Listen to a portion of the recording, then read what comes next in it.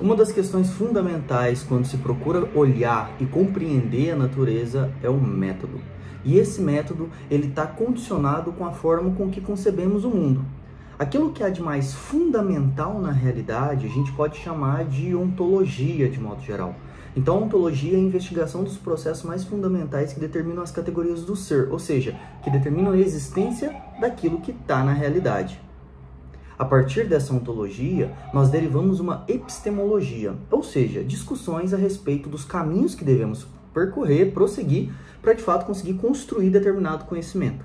Então, existe uma relação muito importante entre a concepção da realidade e o método empregado para a gente explicar essa realidade. Um dos métodos mais importantes da história do pensamento é o que a gente chama de materialismo histórico dialético, que é o método proposto aí pela tradição marxista, iniciado por Marx e Engels. E é sobre ele que a gente vai falar hoje.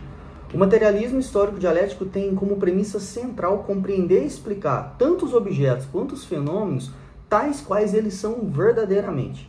E aí, diante disso, a gente tem que deixar claro uma relação que existe entre a dimensão epistemológica do conhecimento científico, que é o que vai permitir à humanidade sistematizar um conjunto de postulados de como funciona a realidade, seja natural ou seja social, e também a dimensão ontológica da realidade, que vai permitir explicar o que a realidade é de fato, né? Então vai se discutir a questão histórica e social por meio da própria atividade prática que é realizada pelo conjunto de todos os seres humanos.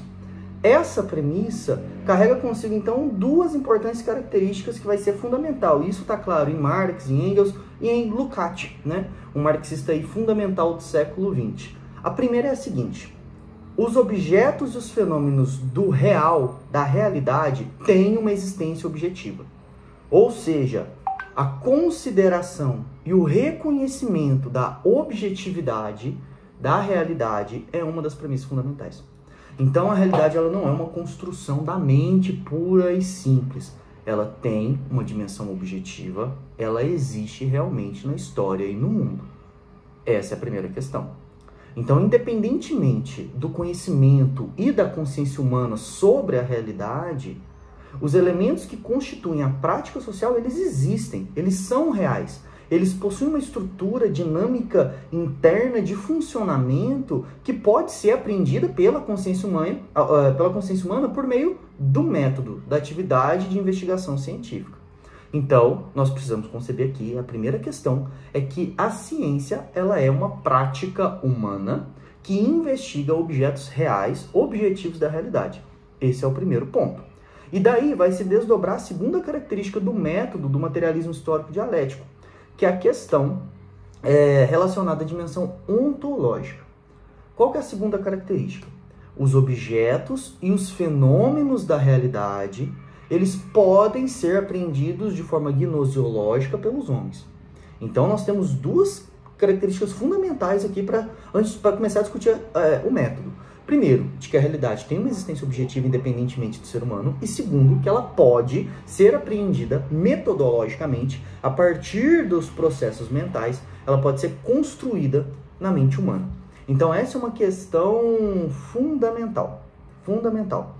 O que significa isso? Significa que é possível compreender e explicar o que as coisas verdadeiramente são em sua existência efetiva, em sua existência prática, em sua existência que a gente chama de praxeológica.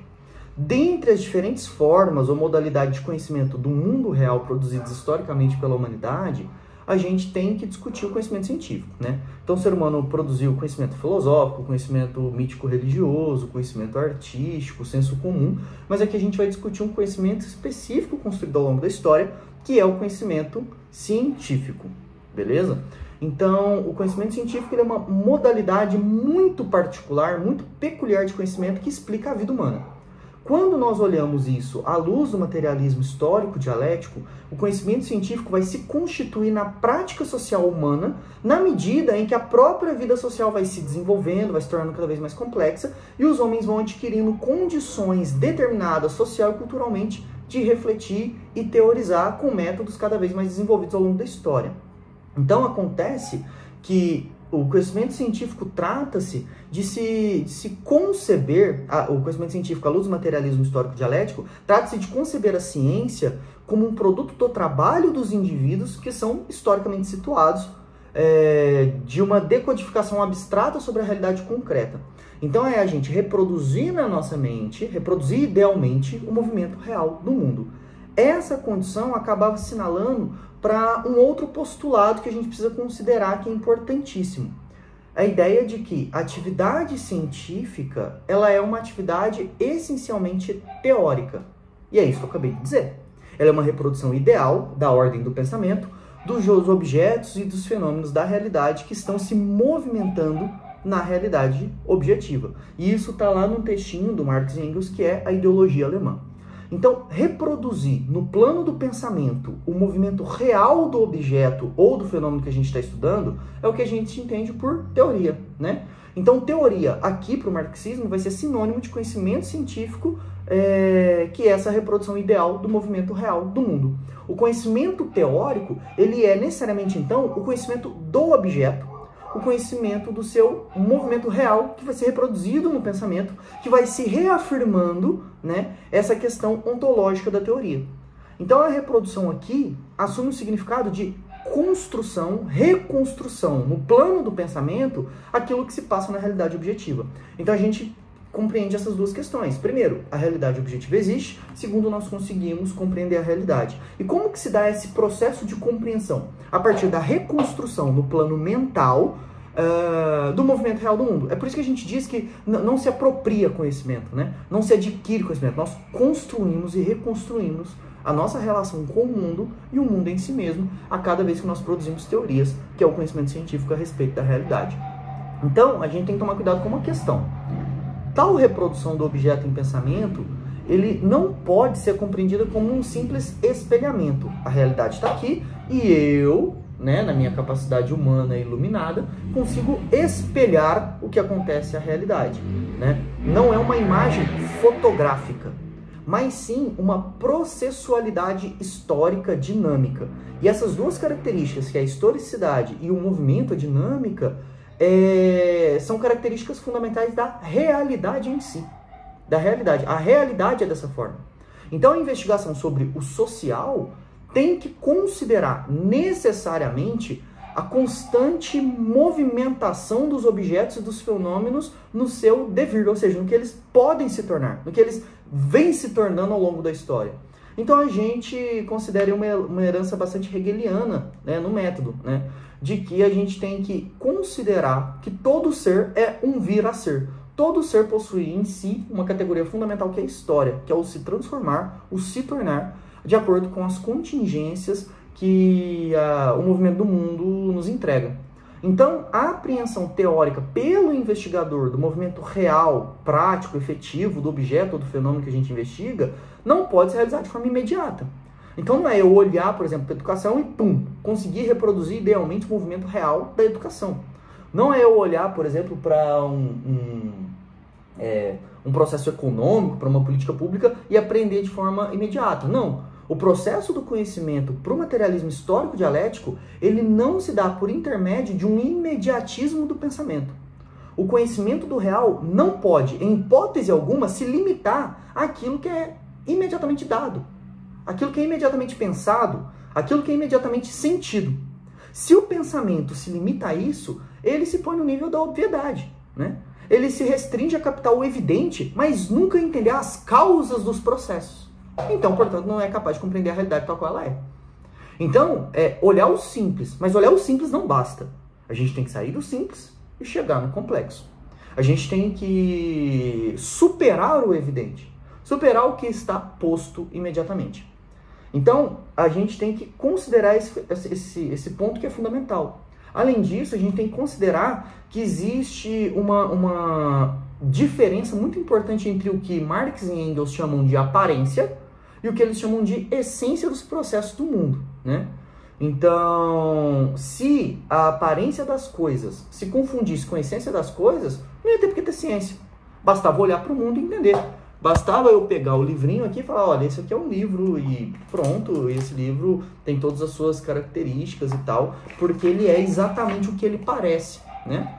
Só que aí a gente pega, por exemplo, a Metamorfose de Kafka, que tem uma série de processos, de condicionantes, etc. e tal, que vão além da obviedade de dizer este é um livro e ele possui uma história. Então, Acaba que, se o real ele for idêntico ao aparente, não tem por que ter ciência. Basta olhar para o mundo que automaticamente eu compreendo. E não é assim que funciona, né?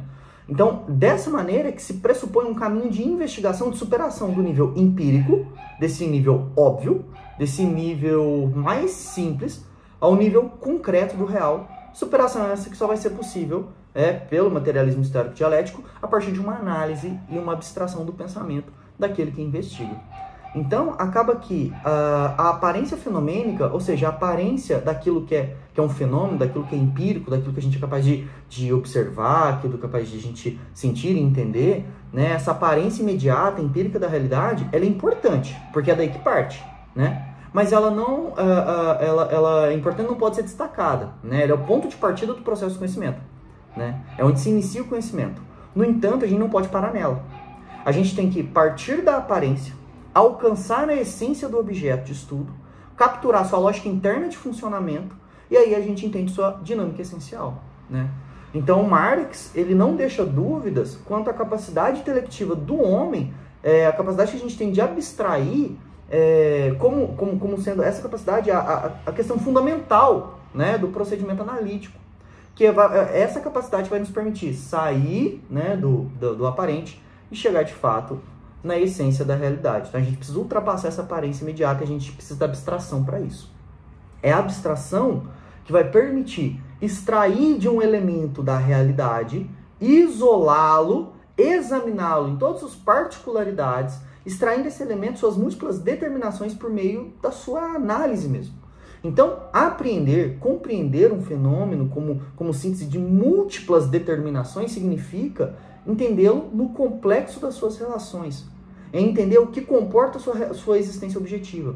Então, este livro existe.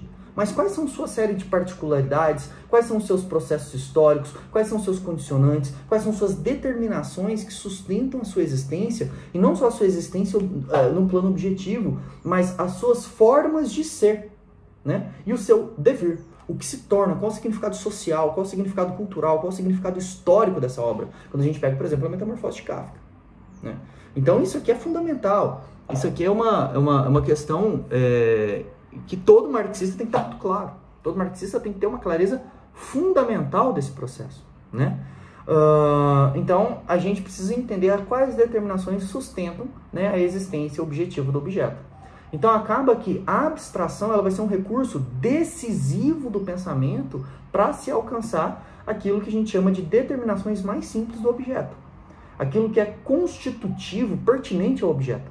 As determinações do objeto carregam os traços essenciais da dinâmica e da estrutura de funcionamento social desse objeto investigado. É o que permite a gente deixar claro qual é a lógica da sua existência efetiva, da sua função social. Com efeito, elas podem ser alcançadas por meio de um analítico, de um recurso analítico formal. Entretanto, embora a lógica formal ela tenha uma função específica importante nesse processo, né, de abstração, porque essa lógica formal ela vai buscar identificar, caracterizar, classificar quais são os elementos por si mesmos, quais são suas especificidades, ela é insuficiente para compreender a realidade na sua dinâmica, na sua processualidade, no seu movimento, na sua história. Se a gente utiliza apenas a lógica formal, a gente para na aparência do objeto. Então, a gente precisa, além de fazer uma fotografia da realidade, a gente precisa construir um filme, entender essa questão enquanto um processo, né? Então, apesar de que a lógica formal seja necessária, importante, fundamental para identificar cada elemento da realidade, né, considerando suas características específicas, e além disso tem a importância de classificar, né, de elaborar uma classificação conforme parâmetros, princípios e tal, ela não possibilita captar as relações e as mediações dos múltiplos elementos do real.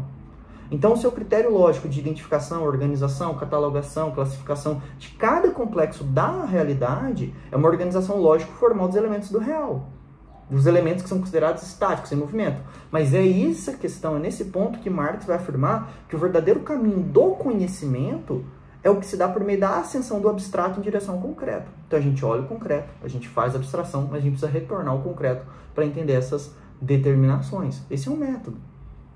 Quando Marx diz que a gente tem que ascender do abstrato ao concreto, a gente está dizendo que para o materialismo histórico dialético, a gente precisa captar o conjunto dos nexos, das relações entre diferentes elementos que vai constituir a totalidade de um objeto, fenômeno. E a gente, ao fazer isso, a gente vai estar apreendendo as relações entre diferentes determinações mais simples, né, as quais constituem uma unidade mínima de análise e que possibilitam explicar a coisa investigada no seu total. Então, é um movimento lógico dialético que vai do todo às partes e das partes ao todo o tempo inteiro. Então, a gente nunca perde o todo de vista quando olhamos para as partes e nunca perdemos as partes de vista quando olhamos o todo. Então, é esse movimento que a gente tem que fazer o tempo inteiro, né? Então, compreender as relações dinâmicas e processuais do conjunto das determinações do objeto, do fenômeno, e acabar sintetizando teoricamente, é o significado do conhecimento científico. É isso que é conhecer cientificamente. Então, Marx diz que o verdadeiro conhecimento é a síntese, é a união dialética de todas as determinações e relações de que existe na realidade, né? Então, essa é uma questão fundamental.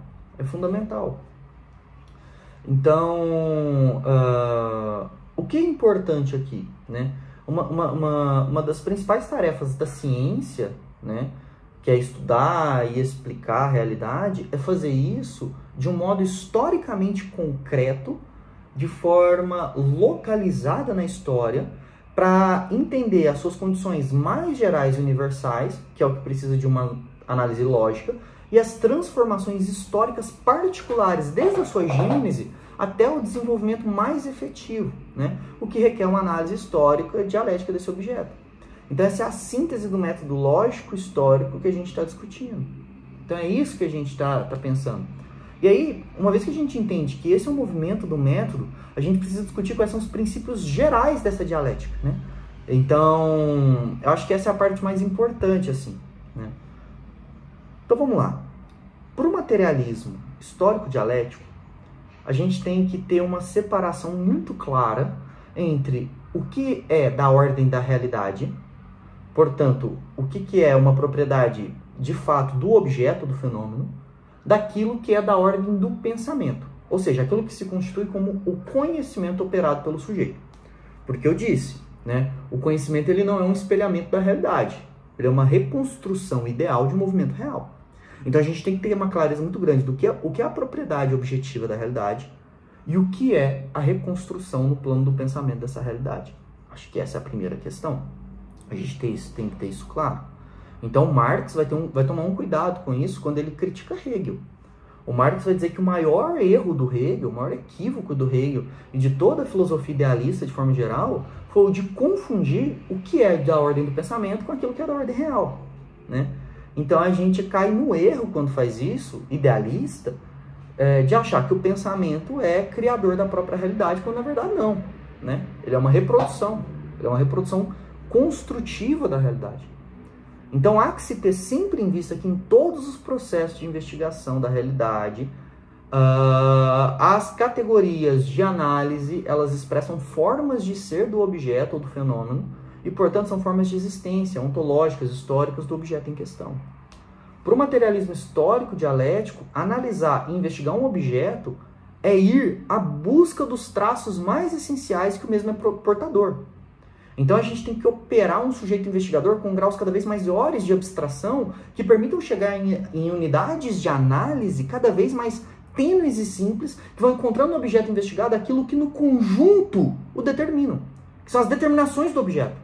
O objeto investigado ele tem determinações, mas o pensamento é que reproduz idealmente por meio das categorias teóricas. Então, quanto mais se satura um objeto de determinação, mais se concretiza. E a concreção que é da ordem da realidade, não o pensamento. Não o pensamento. Então, o que são as categorias teóricas? São reproduções ideais do movimento real do mundo, mas são determinações, são reproduções determinadas, concretadas idealmente. Então, o que ocorre aqui? Né? Ocorre que esse conjunto de determinações do objeto, ele não vai se revelar de forma imediata. A gente precisa extrair do objeto as suas determinações. Elas são constitutivas dele e somente podem ser alcançadas e reproduzidas em categorias do pensamento por meio de um processo de abstração analítica do investigador que tem como base a realidade, mas que tem como instrumento as categorias e os conceitos que estão consubstanciados, unificados. Então eu construo a categoria a partir do olhar da realidade. As categorias, então, são o quê? O que é uma categoria, né, que vai constituir as teorias científicas? Uma categoria é uma elaboração lógica do sujeito pensante. É uma expressão lógica da realidade concreta. E é por isso que toda categoria é ontológica. E aí Lukács, quando vai construir a sua ontologia do ser social, ele estabelece 4 grandes categorias ontológicas da humanidade, do ser social. Quais são essas categorias que reproduzem essa lógica concreta do que é o ser social? O trabalho, a reprodução, a ideologia e a alienação. Então Lukács está absolutamente convencido, e eu concordo com isso, por ser um Lukatiano, que as categorias mais fundamentais para se entender a humanidade são essas 4. E o que são elas? Não são só palavras. São reproduções da humanidade, da história, da cultura, do movimento. Então, o que a gente percebe? Que a investigação científica, ela não é simples. Ela é um processo de enriquecimento do pensamento. Ela é um processo de elevação intelectual daquele que investiga, que vai se confrontar o tempo todo com o objeto investigado, num processo de aproximação, que vai se aproximando, entendendo as determinações.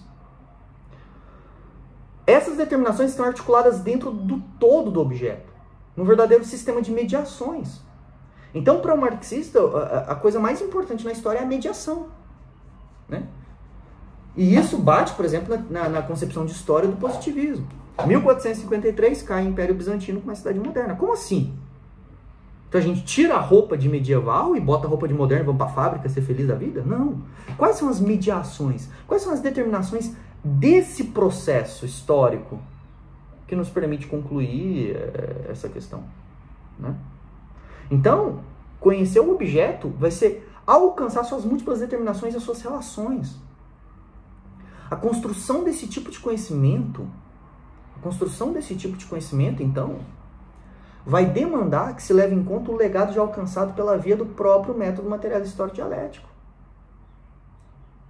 Desse legado, a gente destaca primeiramente o fato de que esse método ele supera dicotomias. Que dicotomias? Quantitativo-qualitativo, subjetivo-objetivo, individual-social, indução-dedução. Todas essas dicotomias, né, que surgem, sei lá, desde Platão, elas vão ser superadas, porque elas precisam ser superadas. Não tem essa de que cai o Império Bizantino e somos modernos.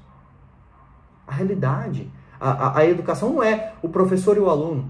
O papel do professor é ensinar o aluno, o papel do aluno é aprender com o professor. É muito mais complexo, né? Nas dicotomias vão existir um questionamento sobre os limites da razão humana. Então acaba que todos esses enfoques que são dicotomias ou dicotomizantes, aparentemente eles conseguem superar a lógica positivista, mas acabam reproduzindo, né? Como é que reproduz? À medida que atende um dos seus princípios básicos. Qual que é o princípio? O princípio da exclusão. O princípio da identidade. E aí tem um filósofo chamado Kopnin, que ele vai dizer que esse princípio aponta que dentro de um mesmo sistema dedutivo não podem existir opostos, né? E aí a gente acaba excluindo parte do que é constitutivo da realidade, que é a contradição. Diferentemente, a lógica dialética, que é própria a um método em si, não é excludente. Pelo contrário, ela incorpora a lógica formal, mas vai além.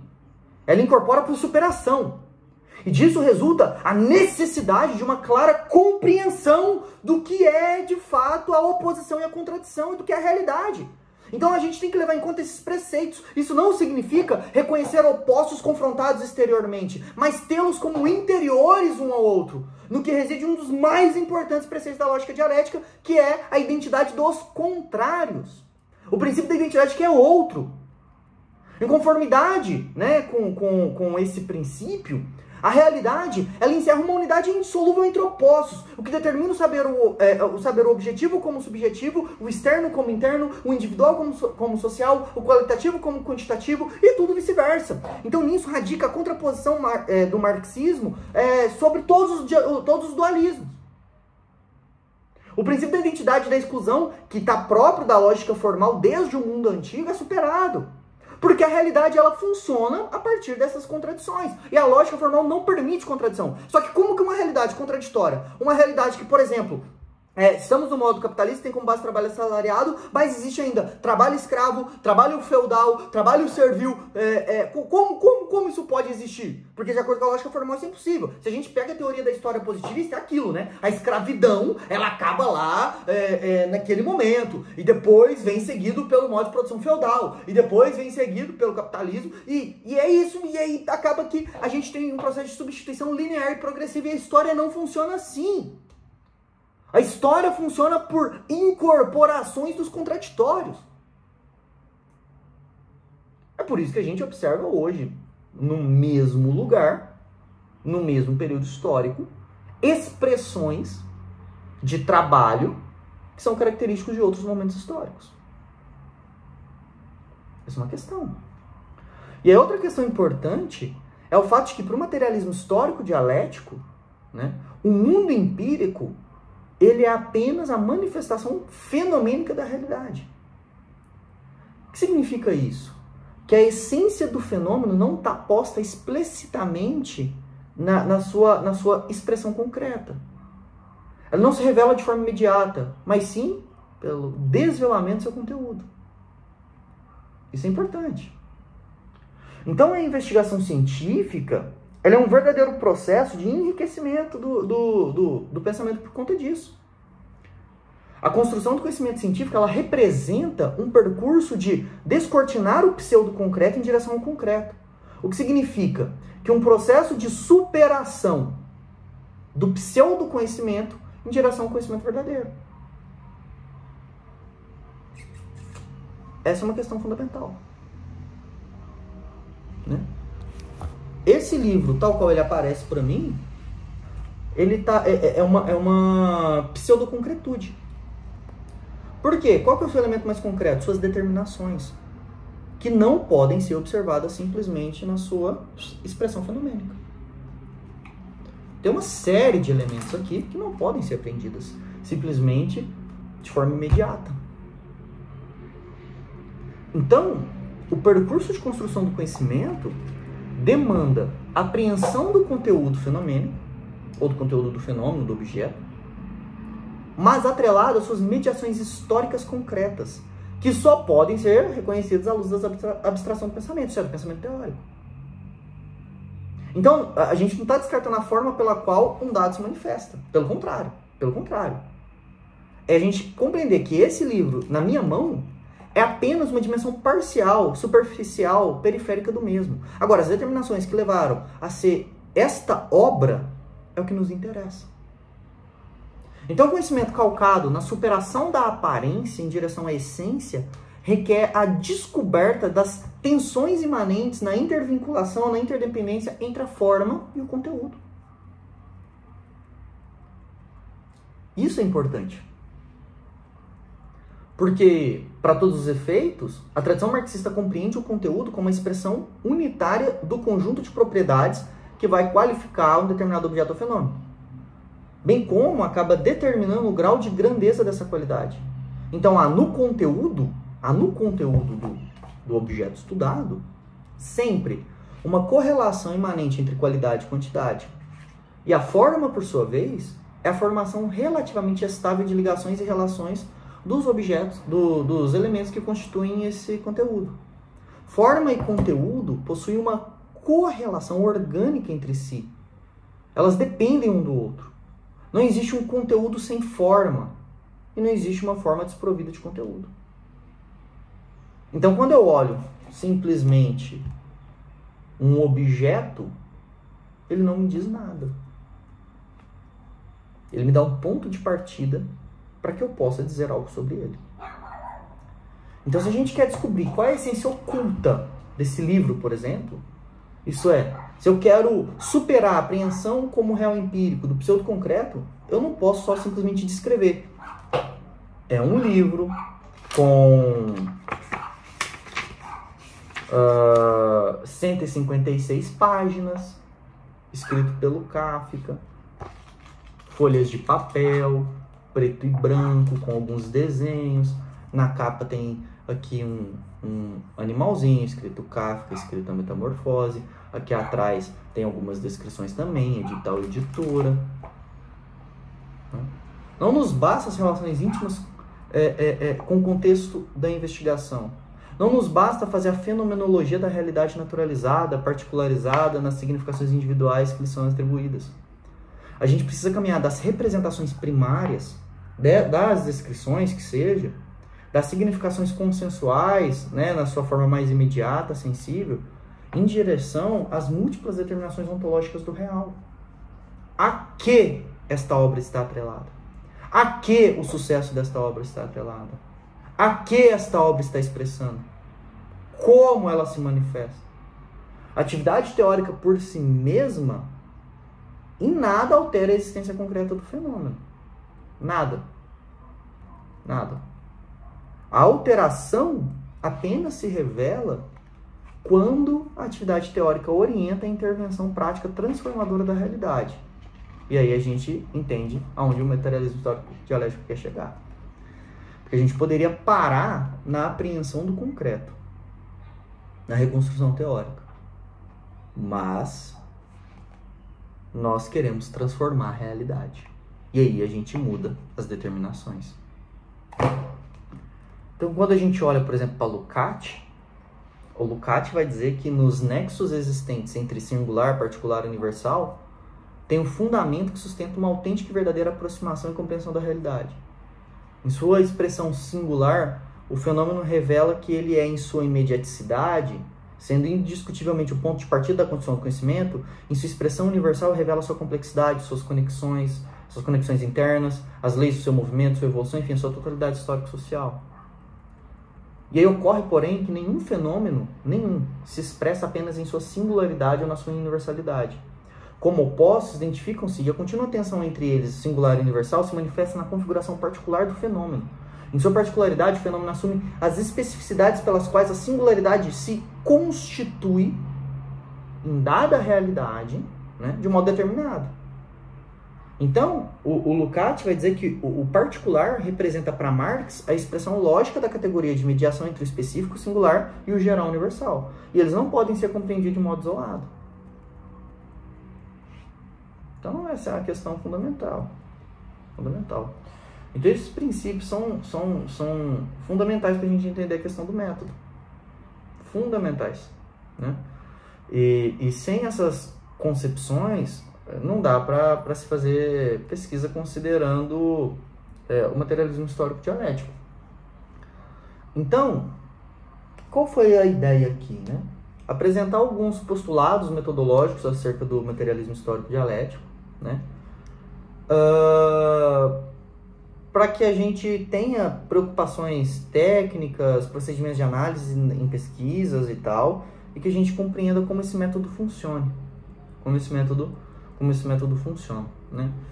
Então, para concluir, o materialismo histórico dialético, para o materialismo histórico dialético, o processo referente à indagação de como é possível conhecer um objeto, ou seja, as questões epistemológicas, ela está internamente contida num processo muito maior de expressão da realidade, né? Que é a sua dimensão ontológica.